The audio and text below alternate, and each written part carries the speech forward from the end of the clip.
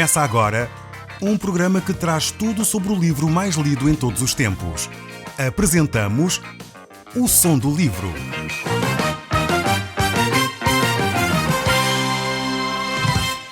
Seja muito bem-vindo. Neste podcast vai encontrar o livro mais conhecido e lido em todo o mundo. Vamos levá-lo numa viagem pela história da humanidade. Este é um audiolivro para si, para a sua família e sociedade em geral. Contextualização e comentários de Paulo Chaveiro. Eu sou o Paulo Chaveiro e nós hoje continuamos a olhar para a segunda epístola aos Coríntios e hoje iremos terminar esta mesma epístola. No próximo programa nós iremos voltar ao Velho Testamento e analisar um livro no Velho Testamento. Mas hoje vamos continuar aqui olhando para estes textos da Palavra de Deus. Nós já tivemos a oportunidade de ver os primeiros 15 versículos do capítulo 12 desta segunda epístola aos Coríntios e hoje iremos ver a partir daí. Então vamos começar desde já a olhar para o verso 14 e se você tiver uma Bíblia, eu recomendava que pudesse seguir a leitura. Já verificamos que este capítulo 12 é um capítulo extremamente interessante que tem coisas muito novas para nós. Diz assim então a palavra de Deus: Eis que pela terceira vez estou pronto a ir ter convosco, e não vos serei pesado, pois não vou atrás dos vossos bens, mas procuro a vós outros. Não deve o filho, diz ele, entesourar para os pais, mas os pais para os filhos. Estamos aqui num contexto extremamente interessante. O apóstolo Paulo está a falar aos cristãos da cidade de Corinto que ele não está interessado nos bens materiais que a igreja poderia providenciar para ele. Ele foi até aquela igreja de uma forma voluntária, apoiado por outras comunidades cristãs que lhe enviavam o seu sustento, e desta forma ele nunca pediu à igreja em Corinto qualquer provisão, qualquer sustento para o trabalho que ele desenvolvia. E mais uma vez ele está a dizer que mesmo indo outra vez ter com os cristãos em Corinto, ele estaria disposto a estar ali de uma forma voluntária, trabalhando-se com as suas mãos se necessário, para não ser pesado àquela comunidade. Mais uma vez é importante nós relembrarmos o contexto histórico em que esta carta foi escrita. Naquela época era comum os oradores itinerantes irem de cidade em cidade e relatar alguns fenómenos ou filosofias ou novas doutrinas, e dessa forma os habitantes das cidades contribuíam com uma parte para o sustento destas pessoas. Isto era algo comum. Durante alguns anos aqui em Portugal ainda ouvi estas histórias. Era comum também do nosso país, há 40, 50 anos atrás, haver contadores de histórias que iam de feira em feira e dessa forma ganhavam assim o seu sustento também. Mas o apóstolo Paulo, apesar de conhecer o contexto histórico, o contexto cultural daquela região, ele não quis ser pesado aos cristãos da cidade de Corinto. Ele não aceitou a remuneração, podemos dizer assim, que tinha direito. Agora, aqueles apóstolos que estavam ali na cidade de Corinto a difamar o apóstolo Paulo, eles estavam a sugar o dinheiro aos cristãos. E isto, infelizmente, continua a acontecer ainda em nossos dias.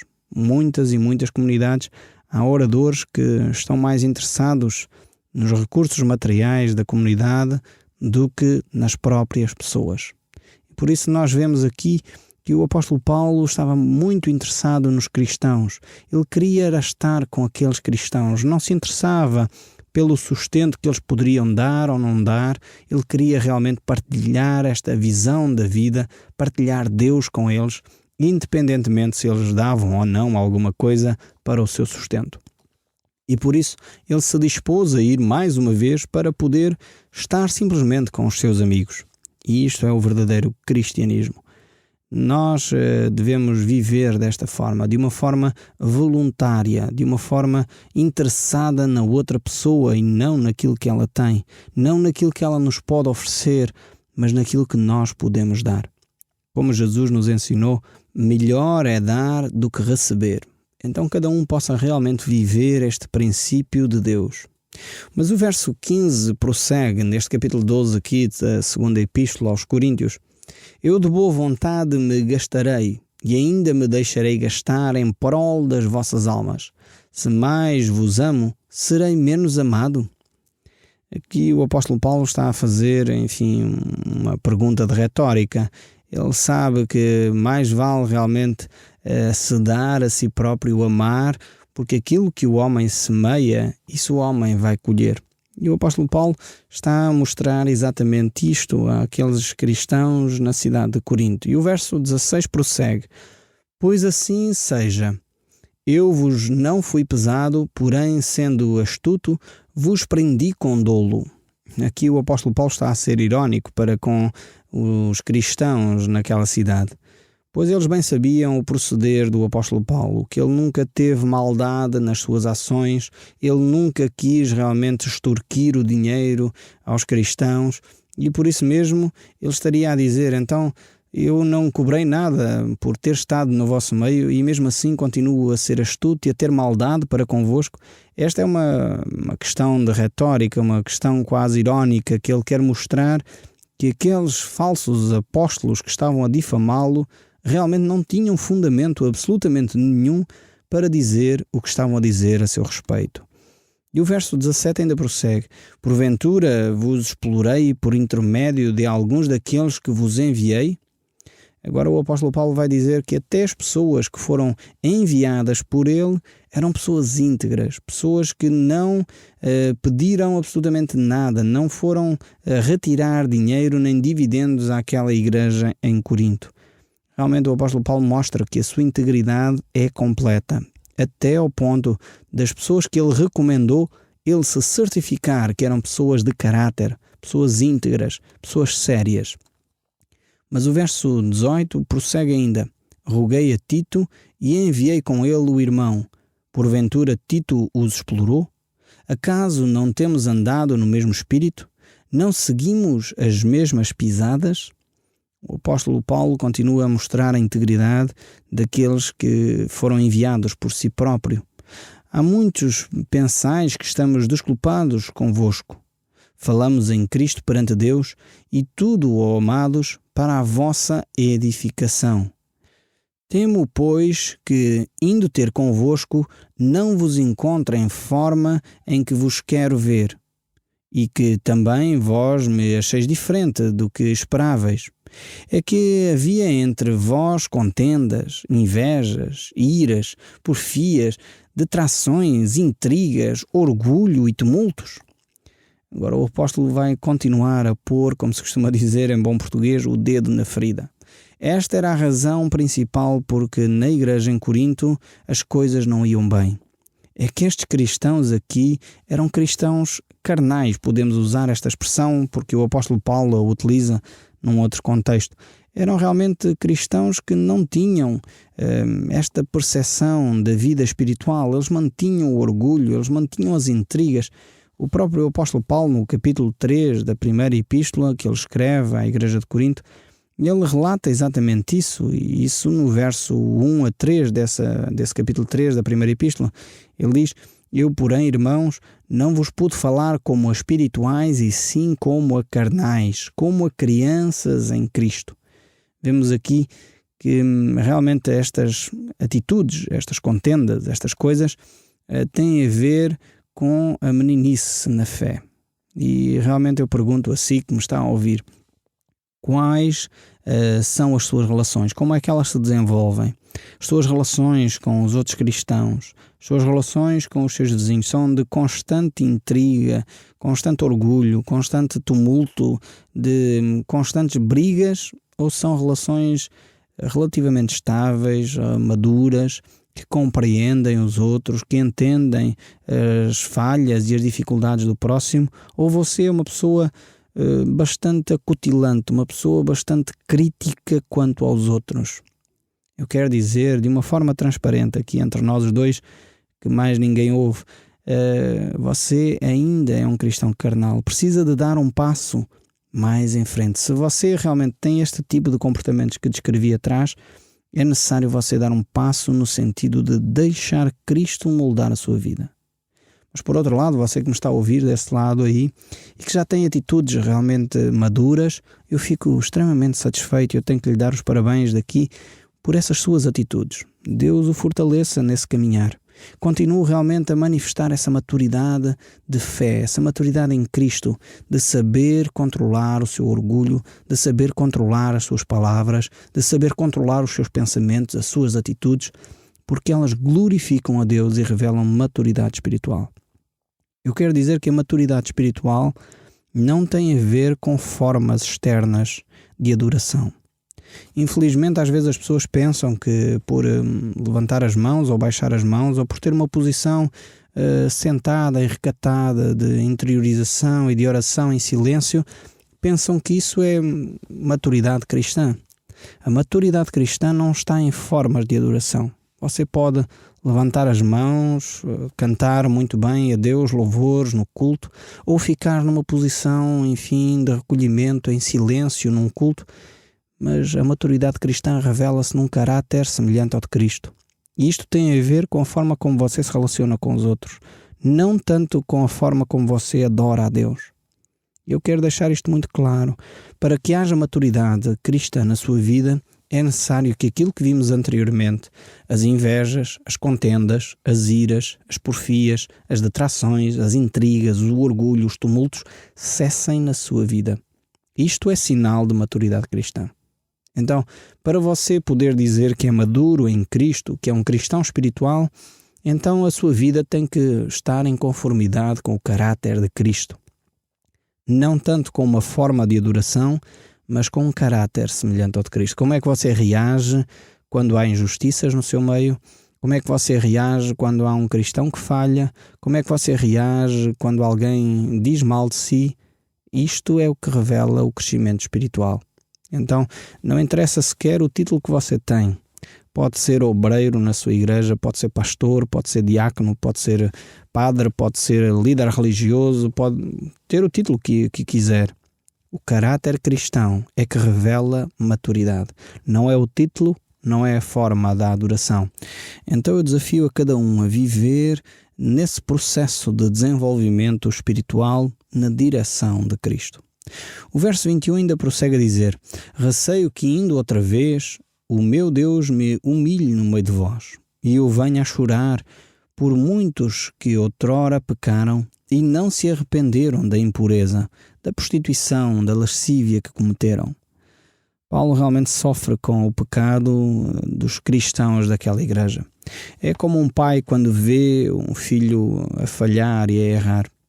Ainda esta semana vinha com os meus filhos no carro e um dos meus filhos perguntava: mas pai, como é que nós fazemos? Se nós pecarmos contra Deus, será que Deus já não nos aceita? Perdemos a nossa salvação? Perdemos a nossa relação com Deus? E eu tive a oportunidade de explicar ao meu filho de uma forma muito simples como é que Deus olha para o nosso pecado. E eu disse-lhe: filho, é como quando tu fazes uma coisa para com o pai. Se tu desobedeces àquilo que eu te peço, se tu fazes uma asneira e bates no teu irmão, deixas de ser meu filho? E ele respondeu: não, pai, não deixo. Mas o que é que acontece? O pai fica triste. É a mesma coisa com Deus. Quando nós pecamos para com Deus, não deixamos de ser filhos de Deus, mas realmente Deus fica muito triste connosco. E é por isso que o apóstolo Paulo diz que ele chora, porque há cristãos que pecam contra Deus, percebendo que não deixam de ser filhos de Deus, mas não se arrependem. E é necessário uma mudança de atitude. Diante de algumas circunstâncias que eu tenho vivido nestas semanas no nosso país, eu tenho dito que o nosso país necessita urgentemente agora de uma revolução moral. Nós tivemos a nossa revolução política há uns anos atrás, que trouxe a liberdade ao nosso país e todos nós ficamos alegres pelo 25 de Abril, mas realmente eu creio que necessitamos de algo mais. Necessitamos de uma revolução real e interior no coração do homem. Precisamos que a nossa sociedade seja transformada ao nível dos valores. Precisamos que a nossa sociedade seja transformada ao nível do coração. Precisamos de voltar a ter pessoas íntegras na liderança política do nosso país. Pessoas que dizem uma coisa e cumprem o que dizem. Precisamos de voltar a ter pessoas que se preocupam com uma sexualidade cuidada, uma sexualidade dentro de padrões éticos e morais saudáveis, que promovem a vida, promovem o bem-estar e não traumas. Às vezes fico preocupado quando vejo pessoas a falar sobre os comportamentos sexuais como se fôssemos bichos, em que o ser humano pode ter 2, 3 parceiros sexuais, que isso não faz diferença nenhuma. Às vezes choca-me, provavelmente essas pessoas ou não falam dos seus traumas, ou já têm a sua conscienciação tão cauterizada que já não sentem realmente o que significa amar. Precisamos realmente de transformar, de revolucionar a nossa sociedade ao nível dos valores. E quando vejo tentativas do Ministério da Educação trazer educação sexual para as escolas sem o mínimo de responsabilidade para as crianças e para os pais, infelizmente o programa que está a ser proposto para as nossas escolas nesta matéria da educação sexual, o próprio governo que a aprovou e está a tentar implementar, diz que não, os pais não precisam ser tidos nem achados nesta matéria. As crianças com 10, 12, 13 anos poderão ter acesso aos preservativos e aos anticoncepcionais sem que os pais saibam sobre o assunto.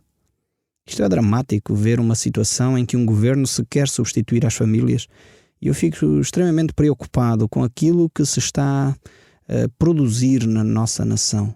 Necessitamos de uma revolução moral, de uma revolução interior, uma revolução dos valores, já que a Revolução para a Liberdade aconteceu no 25 de Abril de 74, necessitávamos realmente de uma nova revolução.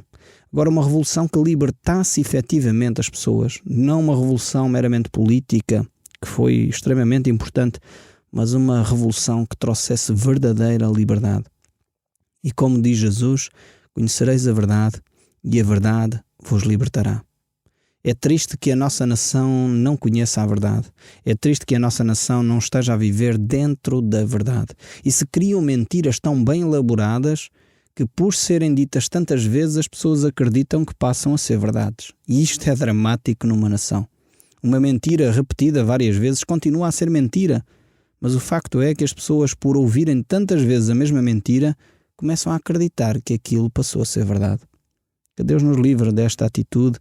E que você que me está a ouvir, você que é cristão e quer assumir uma postura diante de Deus, possa fazer uma revolução no seu interior. Uma revolução genuína para os valores, para a moralidade, para a ética, para a verdade, para a honestidade, para a palavra de honra, para a família, para aquilo que é fundamental numa sociedade e para aquilo que é fundamental para uma sociedade se desenvolver. Chegamos assim ao capítulo 13 deste livro de 2 Coríntios e nós vamos tentar concluir os próximos versos no tempo que nos resta. E diz assim a palavra de Deus: esta é a terceira vez que vou ter convosco. Por boca de 2 ou 3 testemunhas, toda a questão será decidida. Já o disse anteriormente e torno a dizer, como vos fiz quando estive presente pela segunda vez. Mas agora, estando ausente, o digo aos que outrora pecaram e todos os mais, que se outra vez for, não os pouparei. O apóstolo aqui fala acerca da sua postura quando ele realmente está presente com eles. Muitos diziam que ele era brando.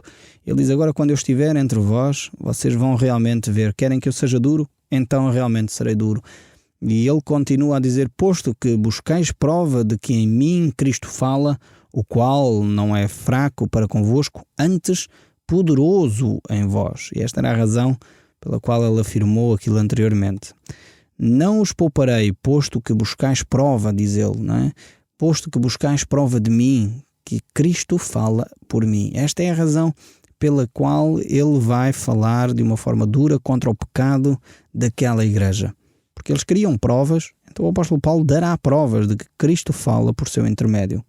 O verso 4 prossegue: porque de facto fui crucificado em fraqueza, contudo vive pelo poder de Deus. Porque nós também somos fracos nele, mas vivemos com ele para vós outros pelo poder de Deus.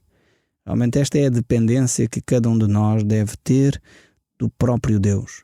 Vivermos nessa dependência, percebendo que a nossa carne já foi crucificada com Cristo e agora já não somos nós mais quem vivemos, mas Cristo vive em mim.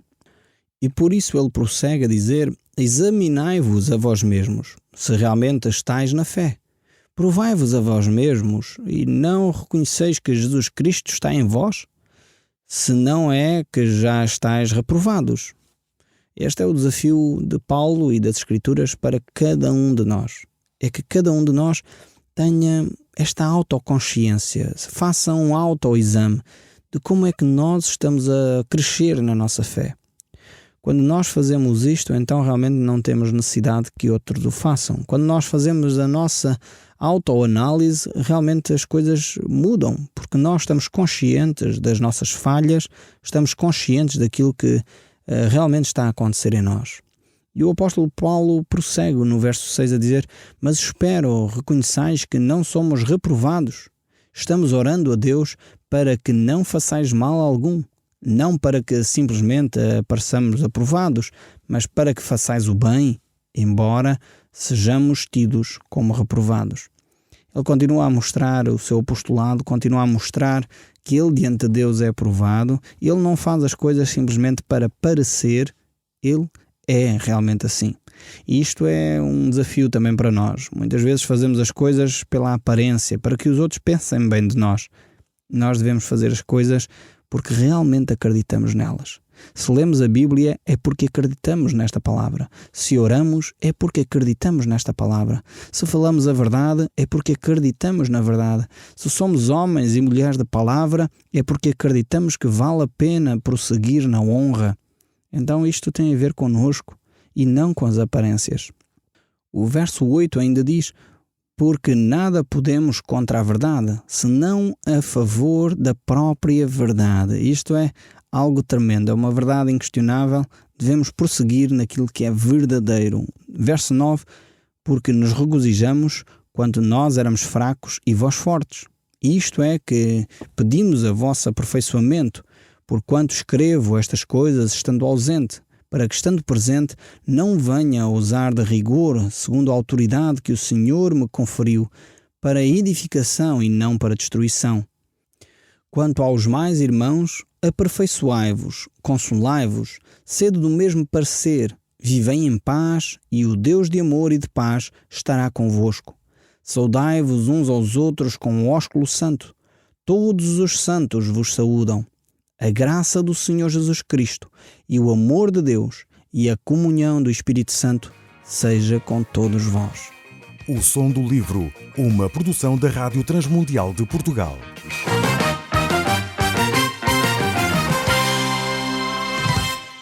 RTM. Conhece todos os nossos programas em rtmportugal.org. Uma produção da Rádio Transmundial de Portugal.